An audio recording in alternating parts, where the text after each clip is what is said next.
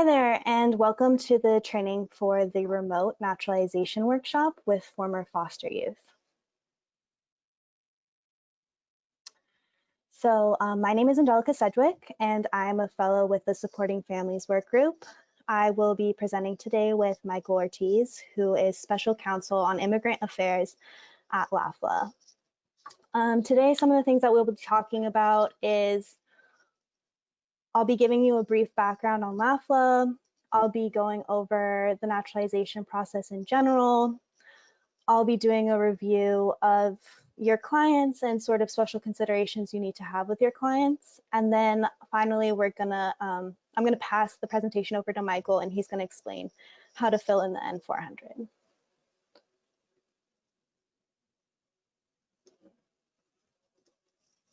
So just a little bit about LAFLA.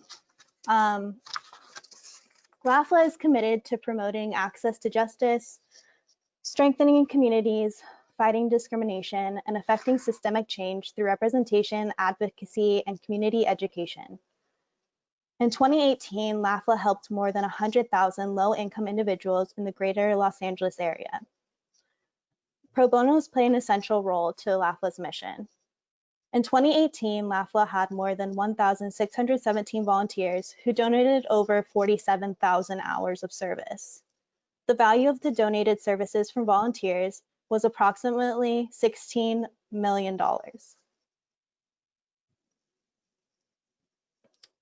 So the learning objectives for today's presentation is to first get to know your clients a little bit, then learn the nuts and bolts of the naturalization process, and finally to understand how to fill out an application for naturalization. What is naturalization? So for those of you who don't know, naturalization is the process by which US citizenship is granted to a foreign citizen or national. For this clinic, most, if not all of our clients are persons applying for naturalization based on their time as lawful permanent residents. So who are your clients?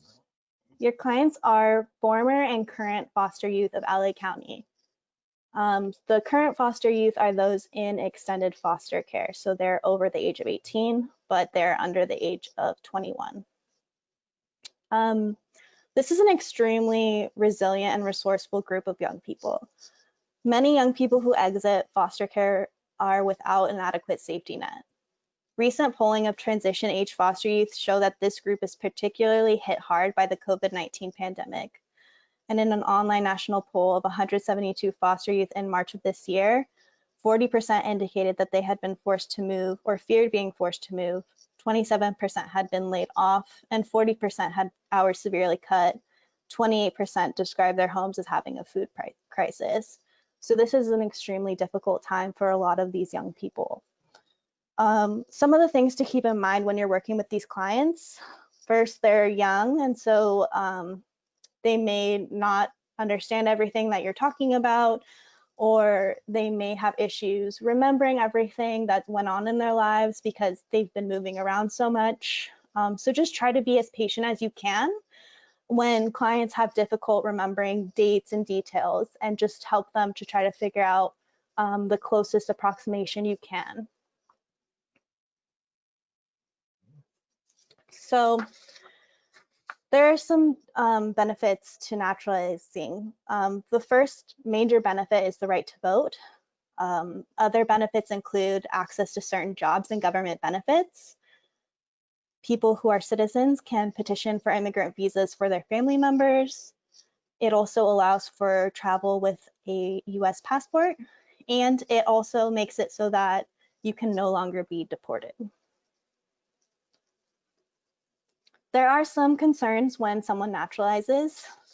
Some may lose some property rights in his or her foreign country. This process can also be really intimidating for some people because you need to be ready to be tested on government and civics, and then you also need to be proficient in the English language. There's also the risk that applying for naturalization could cause client to risk losing their green card. So if a person has committed certain crimes or broken immigration law or abandoned their residence in the US, this could result in them losing their green card when they apply to naturalize.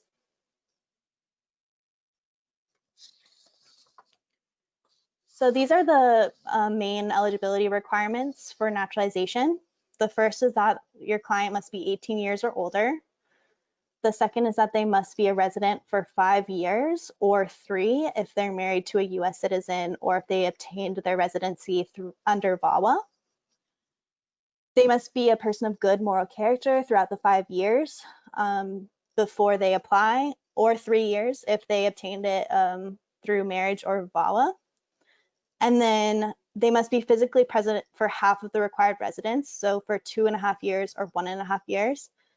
They must read, write, speak English to pass exams on English and US government and history. And then finally, they must take a naturalization oath, which is also sometimes called the Oath of Allegiance, to show loyalty to the US. So the main steps for clients is step 1, to submit the N400, which is what you will be helping with during the clinic. After the N400 is submitted with the supporting documents, then it'll be processed and eventually clients will receive an appointment for their biometrics, and this is when they'll be fingerprinted and their backgrounds will be checked. After the biometrics appointment, there will likely be an interview with a USCIS officer, and during that meeting, there will be the administration of both the English test and the government civics test. And there's some options for clients. If they fail the exam the first time, they can definitely retake certain portions. But if they are denied if they're denied because they failed twice or for some other substantive ground, there is room for appeal. And then finally, after this process, assuming that their interview goes well and the application is granted, they'll be scheduled for an oath ceremony. And this is when they take the oath.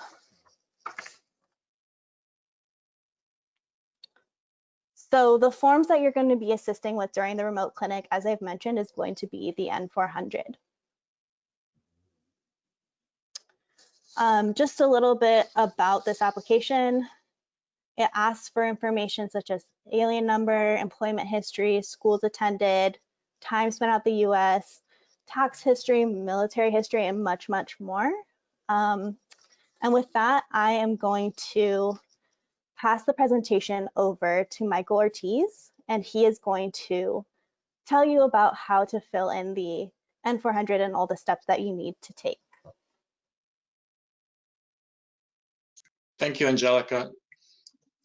Yes, what we're going to do is go over the N400 application, and let me just get it up on the screen so we can go through it.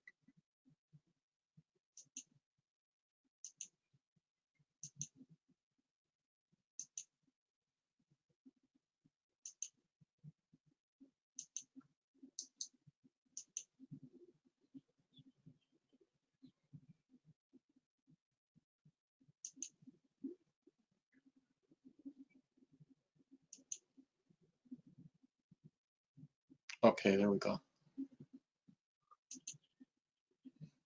All right, so the N400 application is a 20-page form, and it has a lot of the information that then immigration is going to be relying on to make a determination, but also goes through some questions that have to do with the person's biographic situation, just details of their life. And then it also goes through a series of yes/no questions that, as we get into them, you're going to learn a little bit more. But depending on the answer, the person may need an explanation. And depending on the answer, it may be something that then we decide is fatal to the application and maybe they shouldn't go forward with it.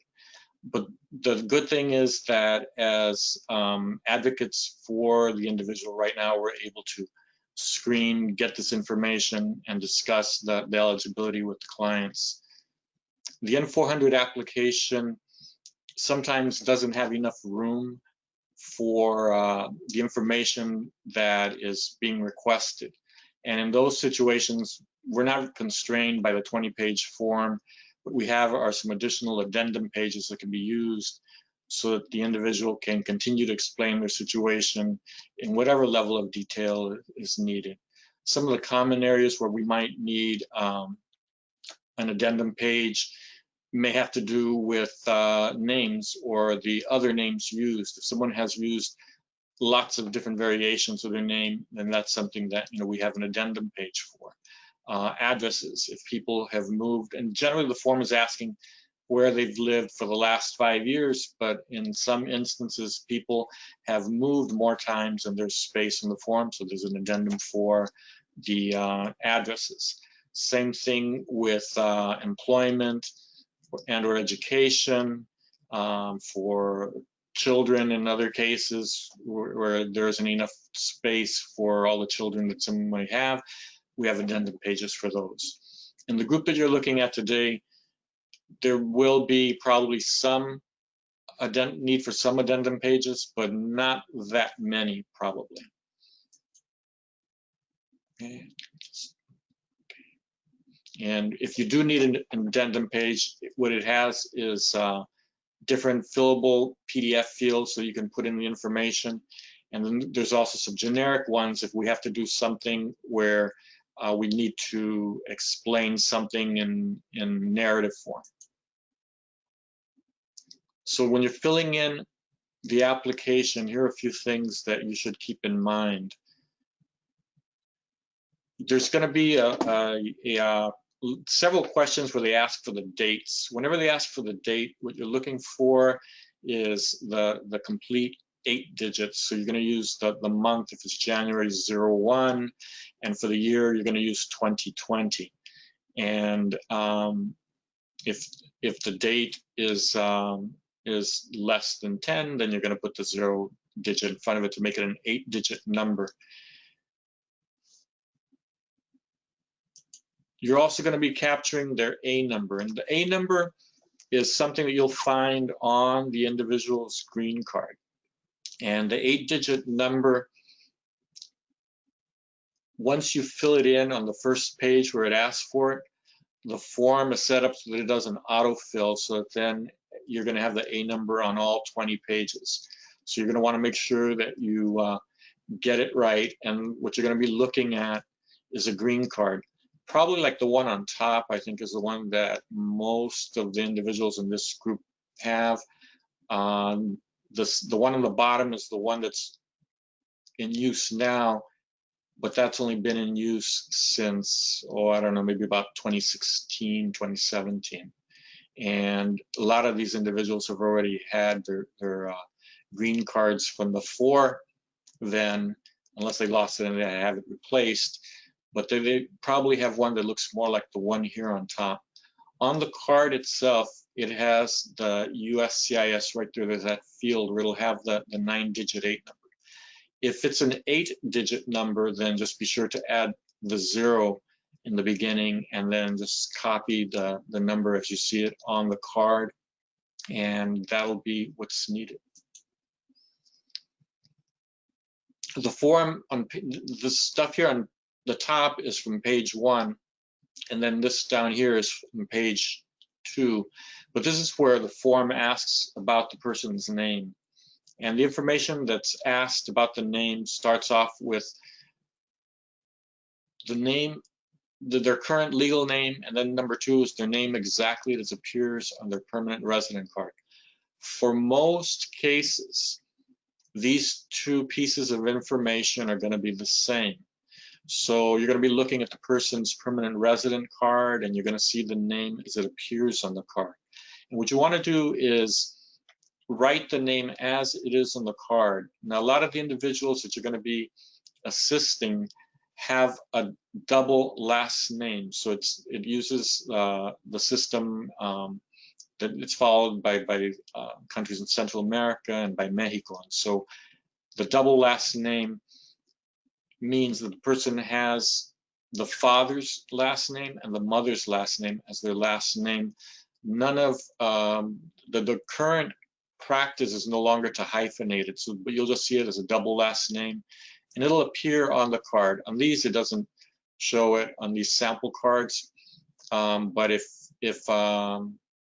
you have a double last name, it'll show up where it has the surname, and then that'll be the information that'll go into the information for the person's last name, the family name, then the first name, and then the middle name. The other thing is that sometimes a person has a name that may be a little bit longer than they can actually fit into the card. But what you're going to be doing when you're filling out the field for the name the way it appears on the card is putting the information that appears on the card. And so if it cuts off a piece of, say, the middle name, then that's the way you would write it, unless one exception is if on the back side of the card. So this is the front side right here, and then this is the back side. Down here on the back side, sometimes you'll see the person's name, and it may have more than what appears on the front side. If you can see it on the card, the position I take, then that's the name that is the way it appears on the green card. And so that's what would go into this field for number 2. For the field number 1, what is the current legal name? It's probably going to be the same, but it could be different if, for example, the person has married and adopted a married name, or if they've started with a married name, then they've divorced and now they've dropped the married name and reverted to a maiden name. So those are situations where the legal name might be differently. And of course, if they had gone previous, or if they went subsequently to court and got a name change and now they have a new name, then that would be their current legal name if it's different than what's on the green card. For the most part, it's going to be the same. On page 2, where it asks about other names, sometimes people don't think about it in terms of another name, because a lot of times when you ask somebody, have you ever used any other names, the implication is usually, at least in Spanish, have you ever used another first name? Because there's a distinction between the first name and last name that's made in the Spanish language, so that if someone is asked, well, what's your name? They always think of, well, what's their first name? Have you ever used any other name? They're thinking, have I ever used any other first name? But what you want to convey to the person is, no, this is to get at any variations of your name that you may have used. So the person may have used, where they have the double last name, they may actually have stopped using that maternal surname, so that when they identify themselves, instead of, if it was somebody who was Estrada Gomez for the last name, they may now just refer to themselves with last name Estrada. So that's another name because they've dropped the last name. So then that would go into this field where you have the other names. Someone may have Americanized their name and decided that they are going to use a different spelling of their name. If they've done that and that's how they've identified themselves, then that could also go in the field for any other names that have been used. And again, as I mentioned earlier, if you run out of space, we have an addendum sheet that can be used so that you can continue to add any additional names. In number 4, this is, again, it's going to appear on page 2 of the actual N400. It asks if the person wants a name change. If they want anything that's different than, well, really it would be the legal name, but usually for our purposes, we're going to be saying if they want anything that's different from their green card name, because the green card name is what appears in the USCIS or the DHS database, then the answer is probably going to be yes if they want something different. And different could be someone who now wants to drop the maternal surname. And so right here in this field, you're going to be writing the name exactly as they want it. And the other thing about the name change is that it doesn't even have to be a variation of their current name. This is a complete opportunity for the individual to do a name change. You know, if they wanted to take any name, that's something that would be there, something that's an option for them at this point in time. The only caution or consideration and discussion that I would have with the client at that point is that in changing their name, then they just have to recognize that there's a certain amount of legwork that's needed to reconcile information that appears in other places. So for instance, they'd have to go to the Social Security office to make the different name change, or to conform to the new name, to the DMV to make sure that they get their ID and the new name. If they're enrolled at school, then they're probably going to want to make that change there. Any bank accounts, credit cards, etc. You know, those are the sort of things where then they would want to change to whatever new legal name they get. And moving on in the form, there's a question about the residence. So the person has an opportunity to fill in their current physical address and their mailing address. In most of the cases, it's probably going to be the same, and if it's the same, you don't have to do anything with B. You only have to fill out B if it's different from the address above. If it's the same, if their current physical address is where they're going to be receiving the mail and the notices, then that's the information that would go there. And again, this is one of the areas where you have the date, and so you want to put the date in the 8-digit format, showing the month, day, year 2020 to the present. And then you have to work back with the client to get the information to cover the last 5 years. Amongst the packets that you'll be receiving, there's some additional information. There's a naturalization questionnaire, and it contains some of that information. But when you're meeting with the client, you're going to want to go over it and review it and just make sure that it's okay there. And in some of them, they may have been a little bit imprecise. And as Angelica had mentioned, you're going to want to work with them to see if you can get them to try to remember the date. And sometimes it doesn't need to be exact if they have no way of coming up with the exact dates when they began living and stopped living at a place. But there are different prompts that you can use to have that discussion with the clients. You'd be able to maybe, you know, if first of all, assuming you've been able to at least narrow it down to the year, then maybe you can get them to remember whether or not it happened in the summer, did it happen in the winter, was it close to Christmas, was it close to Thanksgiving, was it close to Halloween, was it near someone's birthday, was it near the 4th of July, that sort of prompting, where then you start to hone in on perhaps a better date. And so that's the way you would just sort of be working with it. Moving on in the application, starting on page 4 of that N400 application, right here it shows page 4, and then page 5, there's some information that's being requested about the person's parents. And the literal instruction appears as if neither one of your parents is a United States citizen, then you can just skip this part and go on, you know, to the next part. Don't skip it, because the thing is that if you've skipped it entirely, what ends up happening is that at the interview, the immigration officer doesn't know whether or not it was a deliberate on the part of the individual to skip that information or whether it was an omission. And so what you want to do is actually ask that question. And then this one, a lot of times when you ask, were your parents married before your 18th birthday, you may have to explain it in different ways or just make sure that they understand what's being asked, because it's really what this question is getting at. It's trying to rule out whether an individual had obtained their citizenship through parents who either naturalized or were US citizens. And so what's very crucial is whether certain events happened before the individual before you, the client before you, had parents who were citizens before the client who's before you became 18 years old. Sometimes though, when this question is just asked, they're thinking, well, are you asking me if my parents were married after they were 18 years old?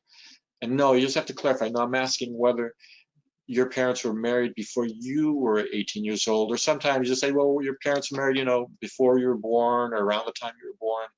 And if it's a yes, then it's going to be a yes. And then just go to the question whether the mother's a U.S. citizen. If the answer is no, you mark it. Don't need to answer anything else. If they say ask whether the father was a U.S. citizen. And if they say no to that one, don't bother with anything else. That's all that you would need to do. So you're just looking at the question, were they married? Was your father a U.S. citizen? Was your mother a U.S. citizen? Was your father a U.S. citizen?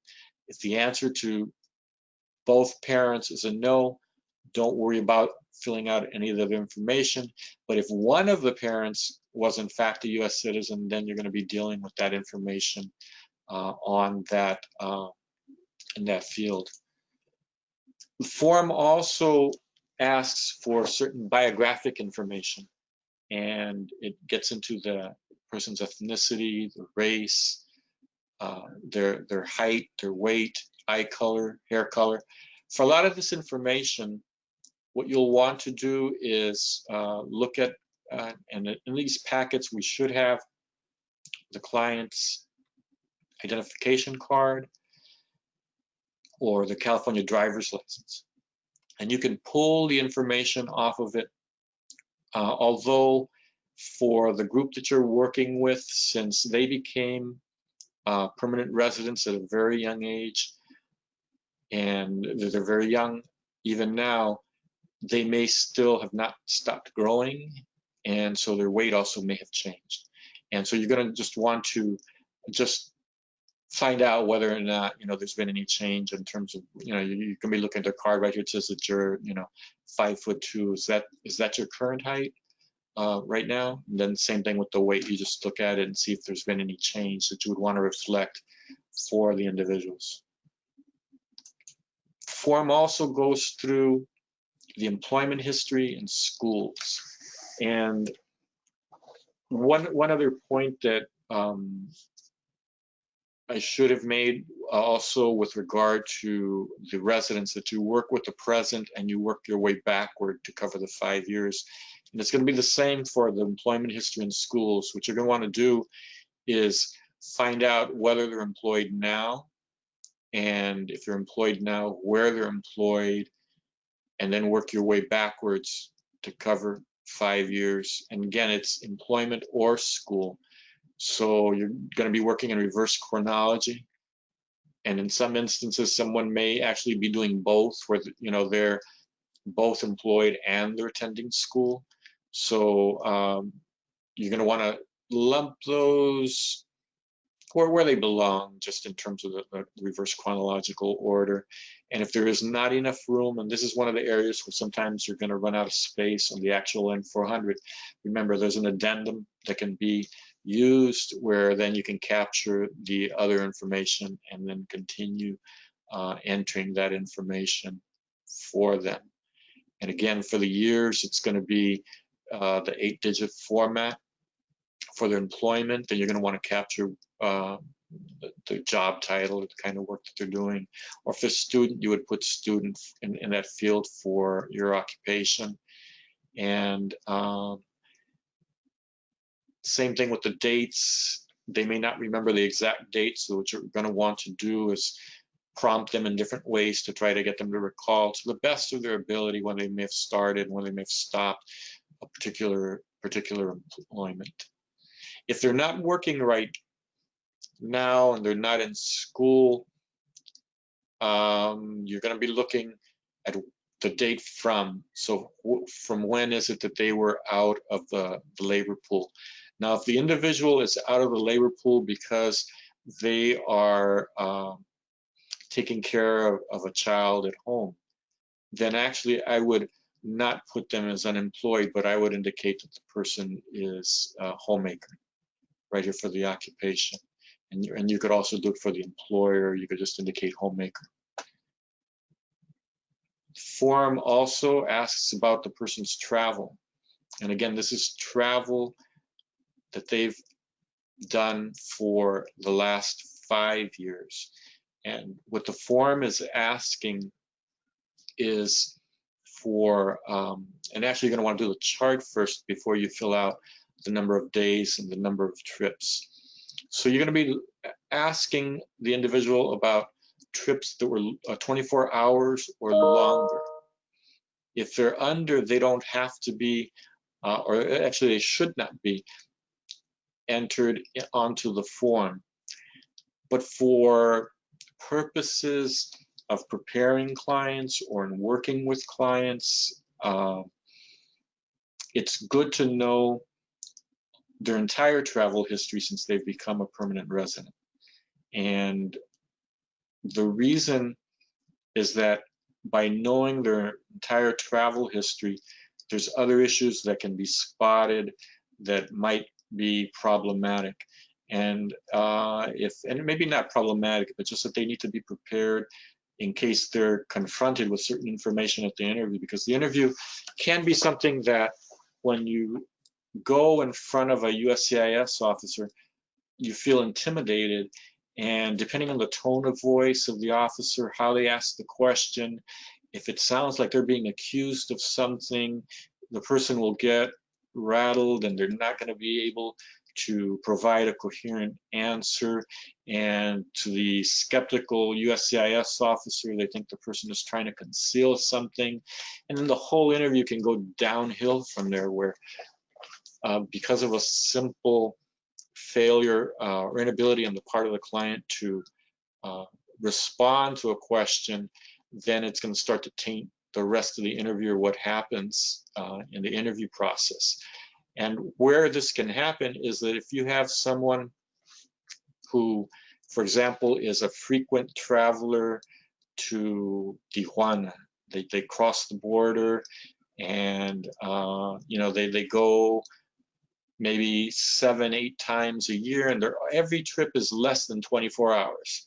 So it's not something that would go on this form, but we would want to know about it. The reason we would want to know about it is that because when we're prepping the individual for the interview, we can let them know that it's something that even though it's not on the form, the fact that they've made those trips is something the immigration officer is probably going to know.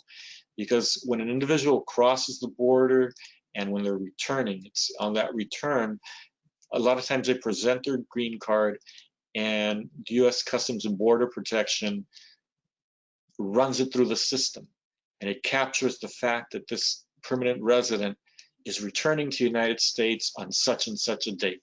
So what immigration will have on their screen at their interview is this series of return dates. But let's say that this person only had one trip that exceeded 24 hours, and so they have it here and it'll be listed. But then when the officer is questioning them, they're going to be asking them, well, have you ever left on any other occasions? And if the person isn't aware that, that really what's being asked at that point is just about anything that's even under 24 hours, they might forget about them. So it's best to try to get the client to remember now to tell us about any of the trips they may have, and then put those in a note. And that's something that then we can look at when the client needs to be prepared for their interview. For the marital history, just moving on, a lot of the individuals in this group are unmarried, but I think there are a few that you're going to be looking at who are married. And so you would be capturing the information for the person's spouse. It's going to be asking for the address. It's going to be asking for the place where they're living and where they're employed. It asks some additional information, whether the spouse is a U.S. citizen, how they became a citizen, if they did it through naturalization, the date that they became a citizen, and also if they have some other immigration status, then that would be indicated down here. They also ask how many times their current spouse has been married, so then that information would go there. And then there are spaces that would ask about, actually for the individual, there are questions that are going to be asked about any previous spouses that they may have had. And for your current spouse, there are questions about all their previous spouses. And the reason that this information is important or can be important is in some instances, someone may have gotten their green card through a spouse. And if in this application it shows that now they're divorced from the spouse, it doesn't always lead to that, but it could lead to more questioning just to figure out whether or not that was a valid marriage, or whether or not it was just marriage was just done just so the person could get their immigration status. So it opens up that line of questioning. But then another area where it could have an impact is when we're gathering this information about marriages, we're also looking, and you don't have to worry about it too much, because that's something that we're going to be looking at when reviewing the cases. We would also be looking at the category under which the person became a permanent resident. And in this group, actually, it isn't an issue, but in other groups, it may be an issue because someone may have gotten their green card under a category where they needed to be unmarried. And if it turns out, as we're going through this information, that the person had actually been married at the time they got their green card, that's going to be the sort of case or the sort of situation where we're going to want to talk to the individual and figure out what happened, and then maybe this is going to be a case where they would be told not to be, they shouldn't go forward with the application because it's going to be problematic. It's just going to open up the fact that they never properly obtained their green card in the first place. Forms also ask about children, and if you run out of fields, you would then use the addendum page, but it asks for the person's, for the child's first name, middle name, their family name, if they have an A number. Now, if the kid was born in the United States, and it's going to be United States, they're not going to have an A number, but then you're going to want to get the date of birth for the child, and you just go through for all of the children and continue to fill out that information. And if for some reason, I think in this group we're okay, but if someone had more children, there's space, then we have an addendum and then be able to continue filling that out. The form, starting here on page 11, and it's part 12 of the form. Part 12 of the form starts with a series of yes/no questions. And in other workshops, I know that sometimes people do a red flag checklist and look for different problematic issues. And what I say is this actually is the beginning of your red flag checklist. You're going to be going through a lot of this information with the client. You're going to be asking a lot of the different yes/no questions, and then you're going to be recording their answer. Now, as a word of caution, we're giving you an N400 application that already has some default answers here, but the default answers on the N400 that you're going to be working on to complete is not yet tailored to the individual. It's just that it's not likely that they're going to have a different answer. But you're there to test out that assumption, and you're going to be asking the individuals all of the questions that appear starting from page 11 on down to make sure of what their actual response is. And this is one that, have you ever claimed to be a U.S. citizen in writing or any other way? If somebody has done that, then you would mark, I think there's a default on it that says no, but you would need to get rid of that default and put yes. But then anything that's a yes needs an explanation. And if you have a yes, if you have a yes to any of these questions, this is a red flag. And then this is something that we're going to want to talk about and then figure out just how problematic it could be, what it is that it happened, so that we can give proper advice to the client in terms of what would be appropriate. And when you're going through the questions in part 12, rephrase them, because a lot of times the client, if you just read it to them, we just have these questions. Have you ever claimed to be a citizen, writing in any other way? Have you ever registered to vote in any federal, state, or local election in the United States? They may miss what it is that you're saying, or what the actual intent is. So you're going to want to make sure that they understand what it is that they're being asked, so that they give a knowing and intelligent answer to the question. So another one that's going to appear down the line is going to be, have you ever made any misrepresentation to obtain any public benefit in the United States? So, that's might not exactly be understood by the client, what it is that's being asked. And I think a lot of times an individual tends to just, when they're not exactly sure, they'll just say no, no, no, no. So you want to make sure that there is true understanding. And if it looks like you've got someone who's not understanding the question, you could try to rephrase it and ask them, have you ever lied about your immigration status or your income to obtain a public benefit in the United States? Or have you ever lied to get a public benefit in the United States? And then that might help in terms of just getting a little bit more understanding. There's going to be a tax question that's asked, and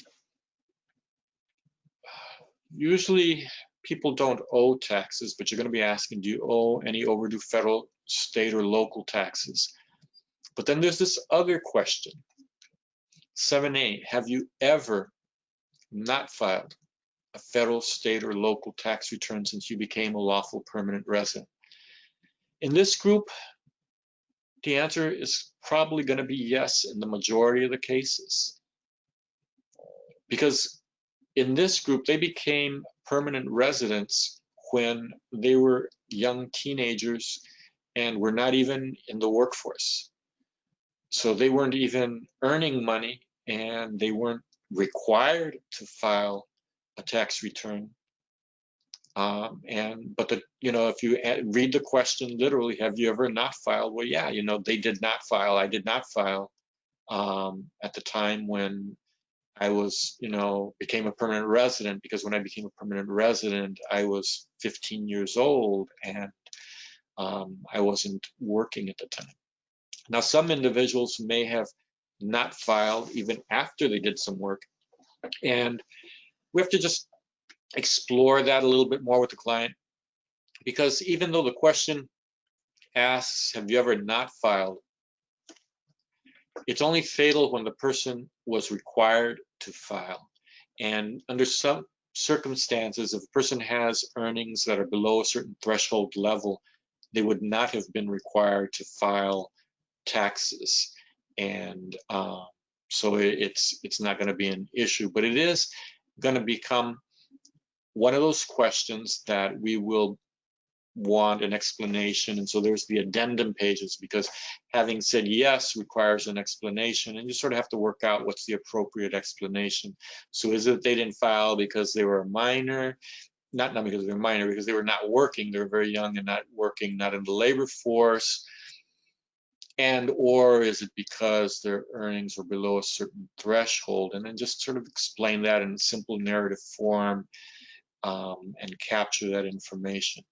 And if you answered yes, did you consider yourself to be a non-US resident? Well, since most of them are going to answer yes, you need to ask that question, but then this is a very technical one, and I can tell you from experience that the answer by and large is going to be no. Someone who did not consider themselves to be did you consider yourself to be a non-US resident is someone who usually it's going to be someone who spent a lot of time living abroad, was working, and essentially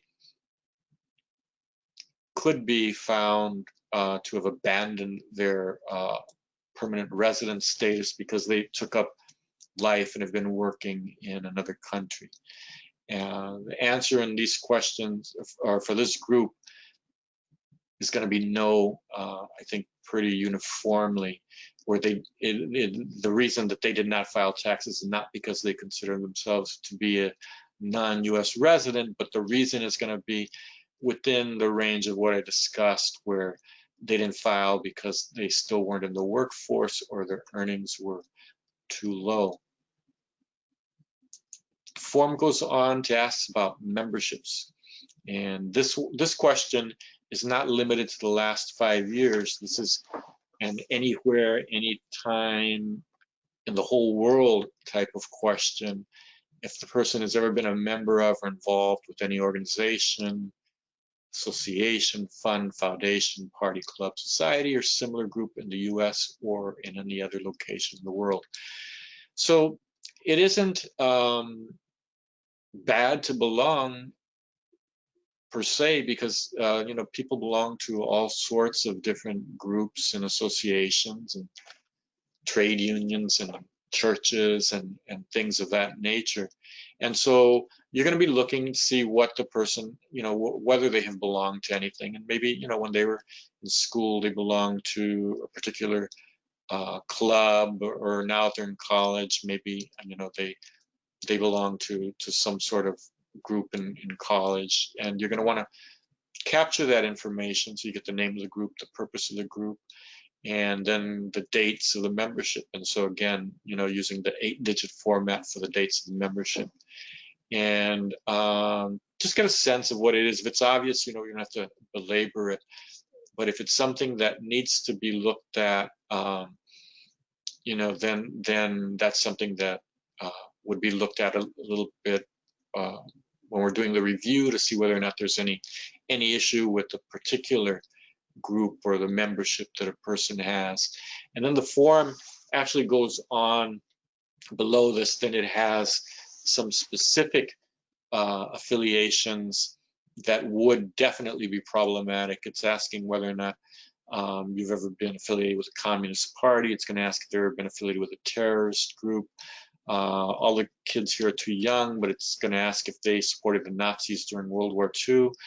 And those, if there's anything in there that's a yes, then that definitely would be a red flag that would need to be reviewed and then discussed, and then figure out what exactly it is, the implications of it are. There are other questions that ask about the person's criminal history, and criminal maybe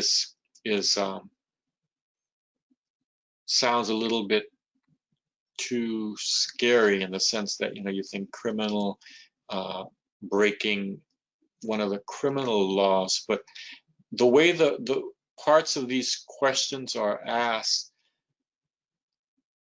number 23, for example, asks if you've been arrested, cited, or detained by law enforcement officer, including any immigration official of the United U.S. Armed Forces, for any reason. And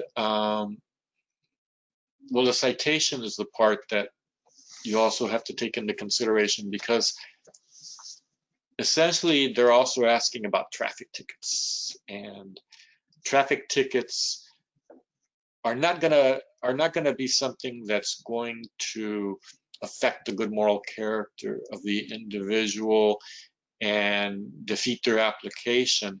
But the question is asked, and so we answer it, and we try to capture the information from the best recollection that the client has as to when it occurred, where, the city, state, and why. Was it a speeding ticket? Was it a red light camera ticket? Illegal turn? Whatever it is, you're gonna get it. And I think this is probably within the realm of where you might find some of this information. And then anytime there's a yes here, there is going to be a chart on the actual N400 page where you can explain it, where it captures certain information about it.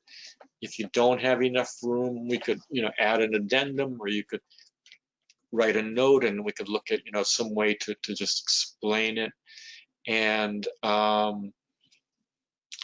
you'll want to have there. But then definitely, if the person has ever committed any particular crimes and been convicted of any crimes or offenses, then that's something that is going to be important. So we're talking right down here about any misdemeanors or felonies. And if you have any misdemeanors or felonies, then it's something that, you know, we would want to know a little bit more about. And in fact, in a case where we see that, we would actually look for a court docket sheet, where we may have the person run a California Department of Justice fingerprint exam to see, you know, what it is that shows up. So then we're able to not only fill out the chart, but also to counsel them in terms of the seriousness or lack of seriousness of a particular case and how it is to approach an interview. Now, one of the things that we're generally looking at here is because the requirements for naturalization are that you have been a person of good moral character for the statutory period. And the statutory period is defined by whether this is a 5 or 3-year case. Well, the ones you're looking at are the 5-year cases, where a person has been a permanent resident for at least 5 years. And so for the last 5 years, they have to show that they've been a person of good moral character. And a traffic ticket isn't gonna negate that. There's still gonna be a person of good moral character. Where it could have an impact, though, is if somebody has allowed a traffic ticket to go unpaid, or they've not attended to it, and what started as a traffic ticket ended up as a warrant on a failure to appear. And so now there's something that's never been dealt with in the court somewhere. There's a warrant saying that there's a failure to appear, which actually that adds a different misdemeanor citation to what may have just been a traffic ticket that could have been taken care of when it had occurred. In those situations, we would want to look at what it is, figure out what court it is, and figure out how the person can go in and take care of it.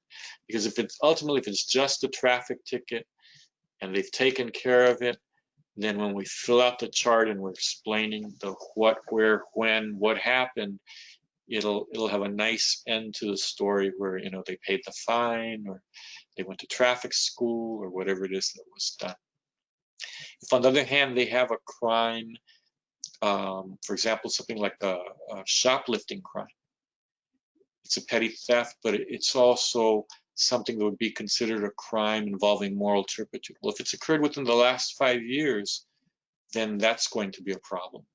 And then they are going to be counseled, you know, in terms of the ramifications of it, and you know, how it is that, you know, they're probably going to have to wait it out until they've set some distance, at least 5 years from the commission of that crime, until they can actually qualify and apply for naturalization.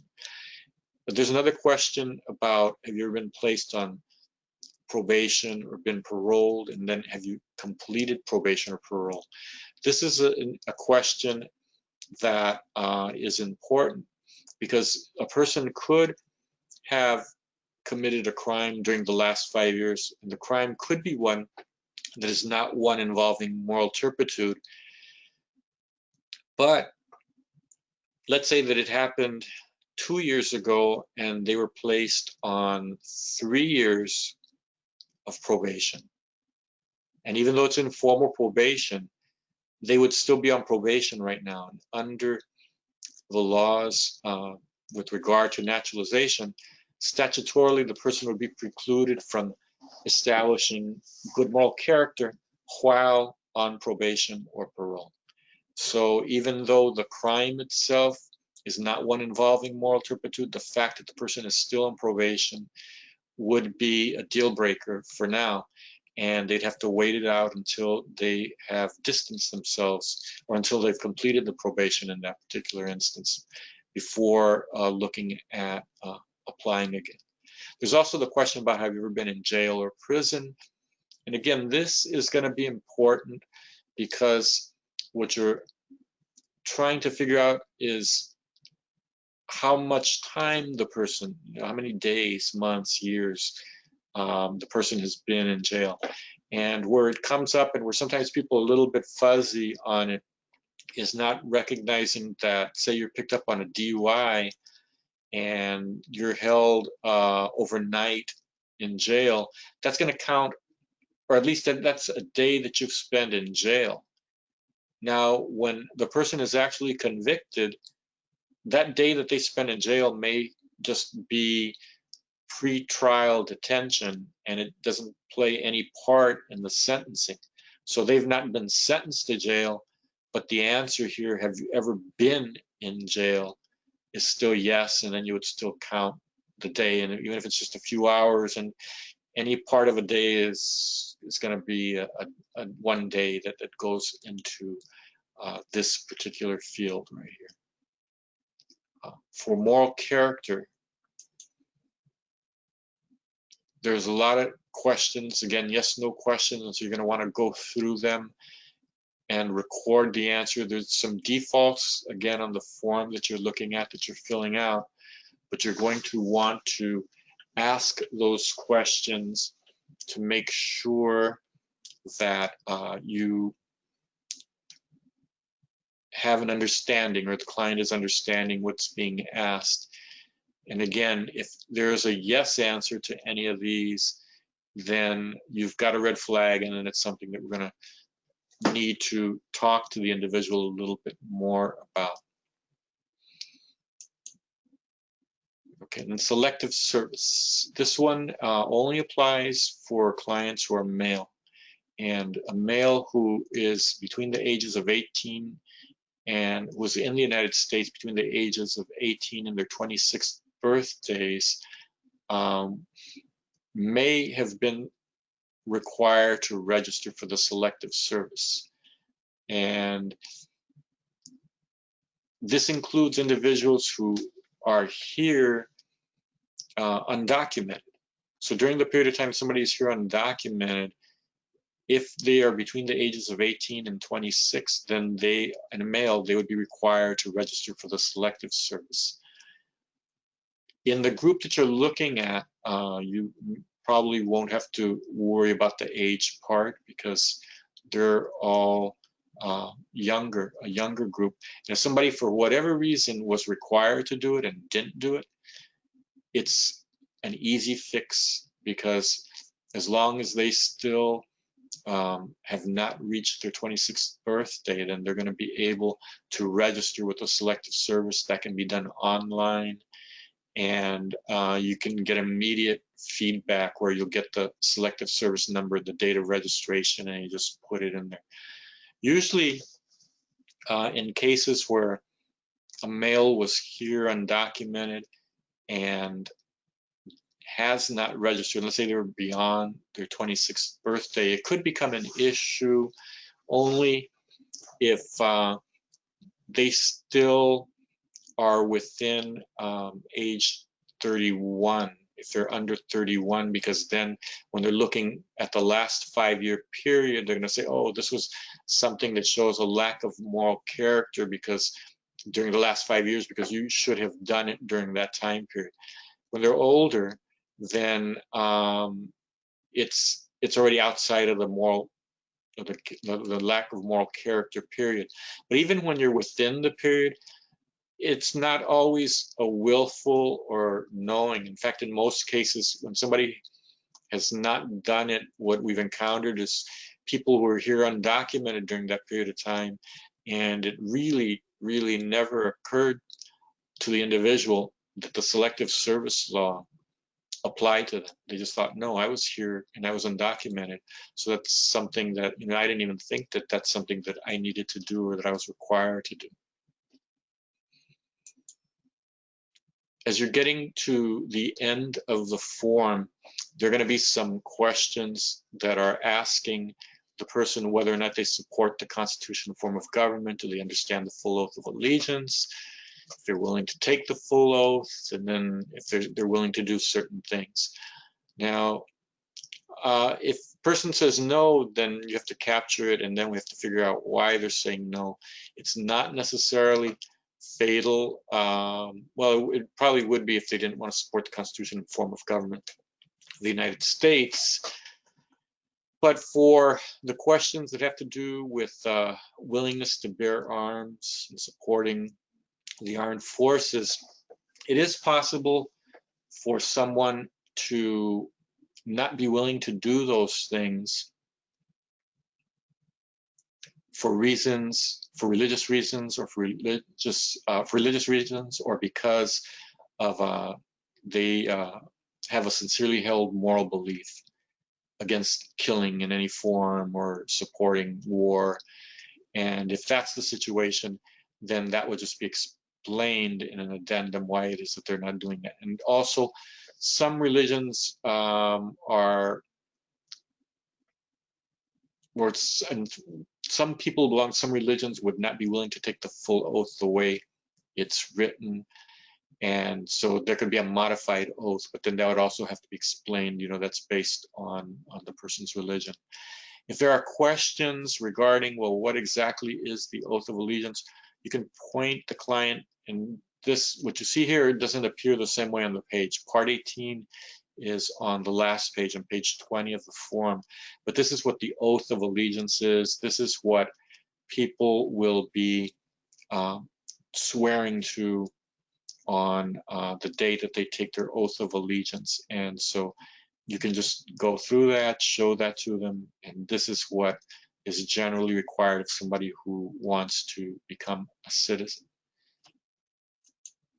Part 13 of the form has a space for the client's signature. In part 13, you can't see the page number here, but I believe it's on page 17 of the form, has a spot where the applicant is going to be signing.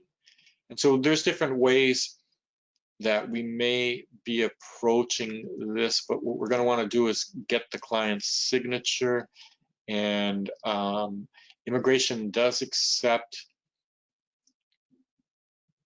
electronic signatures, but only like an electronic signature. The way they describe it is essentially it's something that's a copy of the wet signature. And that's something that could be done either through a fax or a scanned signature page. And then when we get the PDF with their signature, then we're able to assemble it with the complete package with the client's signature. And where none of those options exist, assuming we didn't have a face-to-face meeting with the client where we're able to just get the signature and then make it part of the packet, we can always rely on the U.S. Postal Service and mail the page and have the clients review it, sign it, and send it back. So then we're able to incorporate that into their packet. Now, everything should have pre-populated the A number when you captured it in the front. And so we should have all of that information. There's also the guide that you're receiving that explains a little bit more about some of the different information and what goes into the different fields. So apart from the client's signature, you really don't need to worry about anything else. If you were an interpreter, you would be filling out this part for an interpreter, but you're not going to be, at least from what we've looked at in this group, it looks like you probably will not be needing to interpret any of the information. So this part, if no interpreter is used, is left blank. There's also a page for prepare, and you don't have to deal with that one at all. That's already been pre-filled. We're signing off as the actual preparer on the application. So when we have the completed packet, the forms, that's something we'd be reviewing, and it already has it's been pre-populated with my identifying information. I'll be reviewing them and signing off, and then we'll take care of the filing so everything is accomplished with our address as the representative that will be on file with USCIS for purposes of any notification after the filing. And again, there are the continuation pages, so if you run out of room on addresses, employment, the travel, tax, criminal history, remember there are the addendum pages that can be used. So the red flags, as I indicated, if you have to answer yes to a lot of those yes/no questions, you probably found a red flag, but there's some that may not be in that section. And for example, this one, travel for 6 months or longer, that one we'll know though when you capture the information in terms of travel abroad. So if the person has traveled abroad, then we'll be able to look at whether or not that's an issue for consideration. And failure to file taxes, well, that one actually is one of the yes/no questions. False claims to U.S. citizenship, again, that's one of the yes/no questions. Helping someone enter the U.S., that's one of the yes/no questions. Past removal proceedings, it's among the yes/no questions. Tickets or criminal proceedings, again, that's within all of the yes/no questions. So we generally say, in a workshop that before the client leaves, you want to make sure the N-400 is signed. This is a virtual workshop, so those are details that then will be worked out in terms of the gathering of the signature and collection of the signed page. You can also, there's some materials that you have where you can review the naturalization timeline, and then there's some study resource sheets that they'll be given so that they can prepare, because as Angelica mentioned, they are going to be subject to demonstrating their ability to read, write, understand basic English, and then they're going to be given a civics history test on that's based on 100 questions, and the format of the test is verbal, it's oral test. They're going to be asked no more than 10 questions, and to pass they need to correctly answer 6 out of 10. And so there's different ways that people study best, learn information, and that in study resources, there's some tips in terms of information that how they can gather some of this information and prepare for the actual exam.